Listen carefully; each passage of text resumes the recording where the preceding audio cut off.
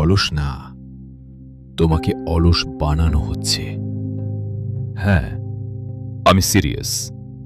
প্রতিদিন তুমি নিজেকে বলো, আগামীকাল থেকে আমি বদলাবো। তুমি প্ল্যান করো, নিজের একটা বেটার ভার্সন কল্পনা করো, কিন্তু দিন শেষে কিছুই বদলায় না। তারপর তুমি নিজের ওপর রাগ করো, নিজেকে বলো আমি অলস। কিন্তু যদি আমি বলি সমস্যাটা তুমি না, এই ভিডিওতে তুমি এমন কিছু বুঝবে যার পর তুমি নিজেকে দোষ দেওয়া বন্ধ করবে। কারণ সত্যিটা হলো, এটা শুধু মোটিভেশনের সমস্যা না, এটা একটা সিস্টেমের সমস্যা।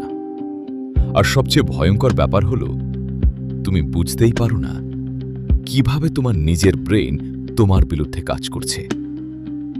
চলো অনেস্ট হই, রাতে তুমি ডিসাইড করো আগামীকাল থেকে সব চেঞ্জ করবে। তুমি আর্লি উঠবে, পড়াশোনা করবে, কাজ শুরু করবে। তখন তোমার মোটিভেশন থাকে, কিন্তু সকাল আসে, তুমি অ্যালার্ম বন্ধ করো আর ভাবো আর 5 মিনিট ঘুমাই। তারপর হঠাৎ করে 1 ঘন্টা চলে যায়। তারপর তুমি ফোন হাতে নাও, নিজেকে বলো একটু স্ক্রোল করি, তারপর কাজ শুরু করব।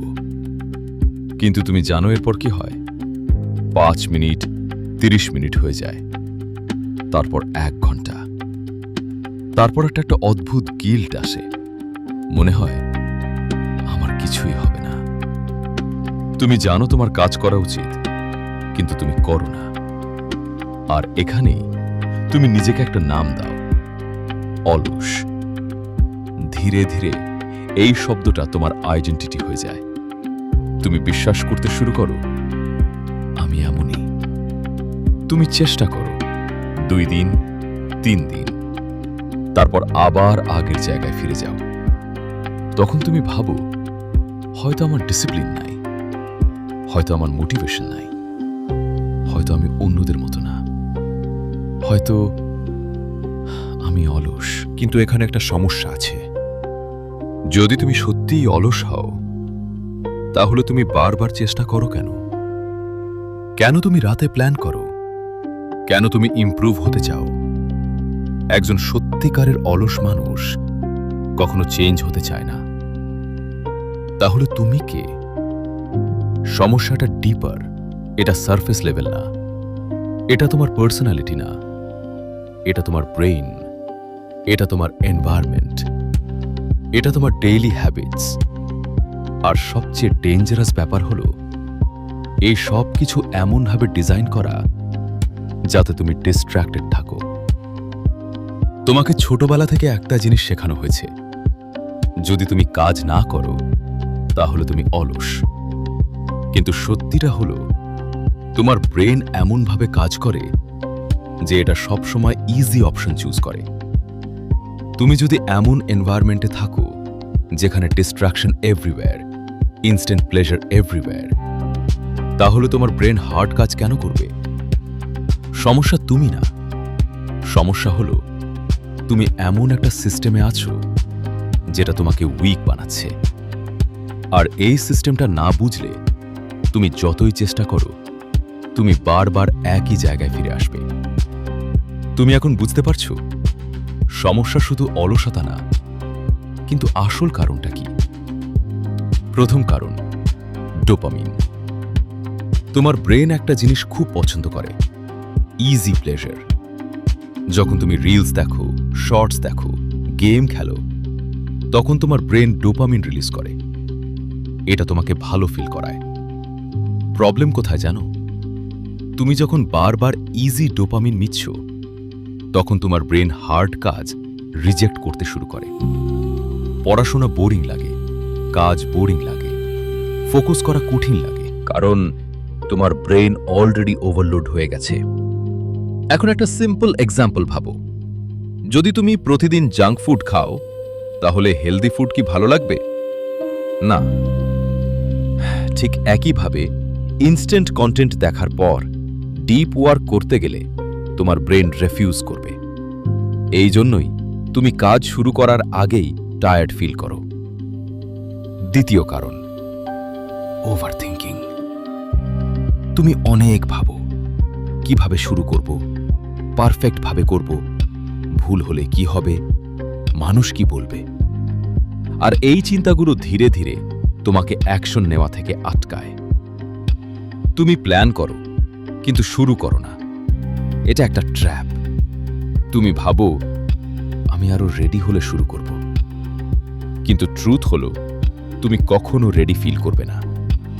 পারফেকশনিজম আসলে ফিয়ারের অন্য রূপ।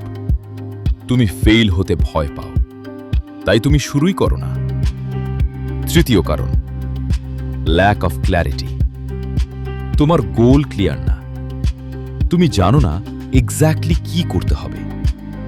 আর ব্রেইন একটা জিনিস করে, যেটা আনক্লিয়ার সেটা অ্যাভয়েড করে। তুমি যদি ব্রেইনকে ক্লিয়ার ডাইরেকশন না দাও, তাহলে ব্রেইন এনার্জি সেভ করবে। এই জন্যই তুমি র্যান্ডম ভাবে সময় নষ্ট করো। তুমি বিজি থাকো, কিন্তু প্রোডাক্টিভ না। চতুর্থ কারণ, মেন্টাল ফ্যাটিগ।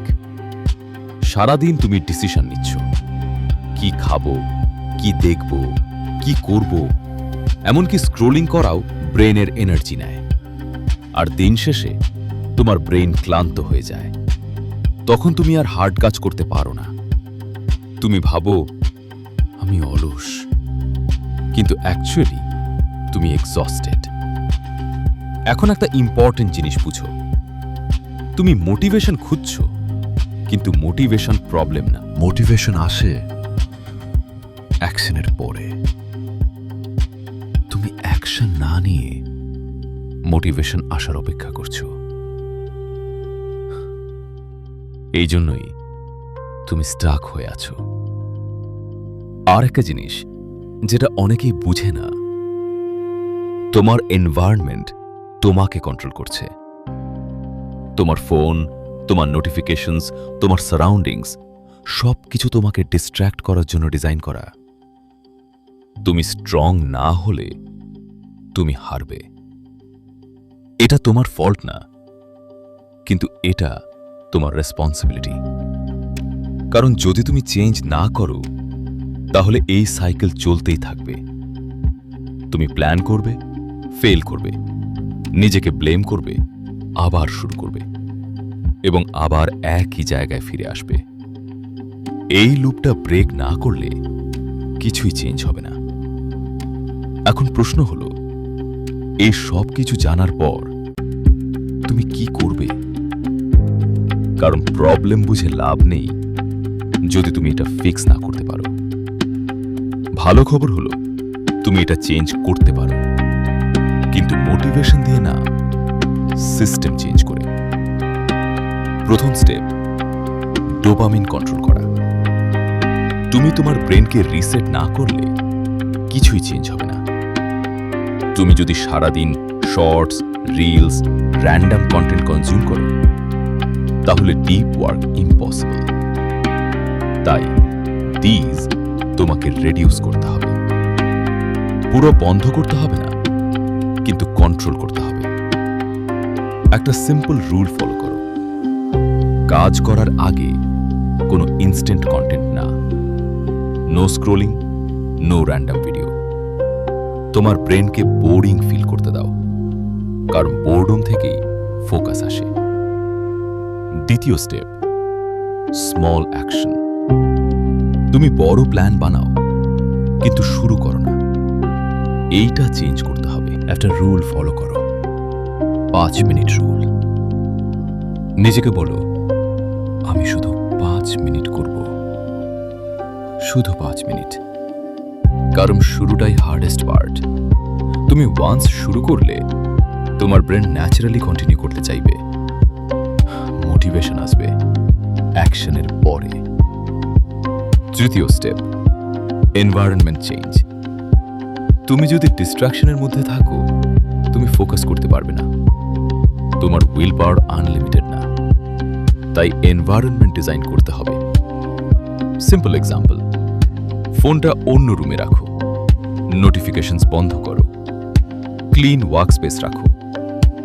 যত কম ডিস্ট্রাকশন, তত বেশি ফোকাস। তুমি এনভায়রনমেন্ট চেঞ্জ করলে বিহেভিয়ার অটোমেটিক্যালি চেঞ্জ হবে। চতুর্থ স্টেপ, ক্ল্যারিটি বিল্ড করা। তুমি ভেগ গোল নিয়ে কাজ করতে পারো না। আমি পড়ব, এটা গোল না। ক্লিয়ার করো, কি পড়বে, কতক্ষণ পড়বে, কখন পড়বে। ব্রেন ক্লিয়ার ইনস্ট্রাকশন পেলে অ্যাকশন নেয়, আনক্লিয়ার হলে অ্যাভয়েড করে। পঞ্চম স্টেপ, অ্যাকশন বিফোর মোটিভেশন। এটা সবচেয়ে ইম্পর্টেন্ট। তুমি অপেক্ষা করছো মোটিভেশন আসবে তারপর কাজ শুরু করবে, এটা কখনো কাজ করে না। ট্রুথ হলো মোটিভেশন আসে কাজ শুরু করার পরে। তুমি যখন প্রোগ্রেস দেখো তখন তোমার ব্রেন রিওয়ার্ড দেয়, এটাই মোটিভেশন। তাই রুল সিম্পল, ফিল না করলেও শুরু করো। একটা ছোট স্টেপ নাও। তুমি টায়ার্ড ফিল করলেও, লেজি ফিল করলেও স্টার্ট করো, কারণ ফিলিং চেঞ্জ হবে অ্যাকশনের পরে। এখন একটা জিনিস মনে রাখো, তুমি ওভারনাইট চেঞ্জ হবে না, এটা একটা প্রসেস। তুমি পড়ে যাবে, ভেঙে পড়বে, আবার ডিস্ট্রাক্ট হবে, এটা নর্মাল। ইম্পর্টেন্ট হলো তুমি আবার ফিরে আসো কিনা। কনসিস্টেন্সি পারফেক্ট না, কনসিস্টেন্সি ইমপারফেক্ট।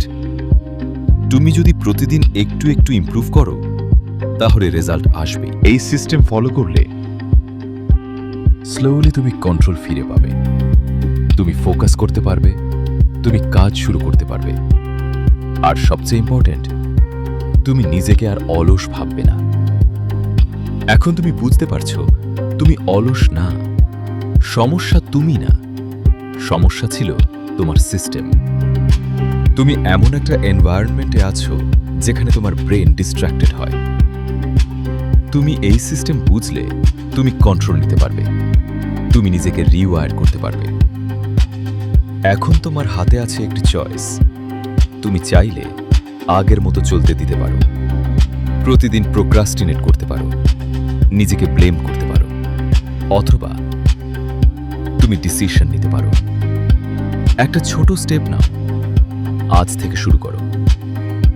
সত্যি কথা হলো চেঞ্জ ওভারনাইট হবে না। তুমি স্টাম্বল করবে, তুমি ফেল করবে, তুমি আবার ডিস্ট্র্যাক্ট হবে, এটা নর্মাল। ইম্পর্টেন্ট হলো তুমি ফিরে আসো, তুমি আবার চেষ্টা করো, তুমি প্রতিদিন একটু ইমপ্রুভ করো, চেষ্টা করে যাও। স্লোলি, স্টেপ বাই স্টেপ তুমি কন্ট্রোল ফিরে পাবে, তুমি ফোকাস করতে পারবে, তুমি কাজ শুরু করতে পারবে, আর সবচেয়ে গুরুত্বপূর্ণ, তুমি নিজেকে আর অলস বলবে না। তুমি বুঝতে পারবে তুমি কেপেবল, তুমি স্ট্রং, তুমি অ্যাডাপ্টেবল। সকলের মনে রাখো, তুমি মোটিভেশনের জন্য অপেক্ষা করো না, তুমি অ্যাকশন নাও। অ্যাকশনের পরে মোটিভেশন আসবে। এটাই সত্যি, এটাই রিয়েল গ্রোথ। তুমি যখন আজ স্টার্ট করবে, তুমি আগের ভার্সনকে ছেড়ে যাবে, তুমি নতুন ভার্সন হবে, একজন ফোকাস, স্ট্রং, কনসিস্টেন্ট মানুষ। তাই আজই ডিসিশন নাও, একটা স্টেপ নাও, এটাই শুরু। সমস্যা তুমি না, সমস্যা তোমার এনভায়রনমেন্ট। এখন তুমি কন্ট্রোল নিতে পারছো, এটাই শেষ কথা। স্টেপ নাও, অ্যাকশন নাও, আর তোমার জীবন পরিবর্তন হবে।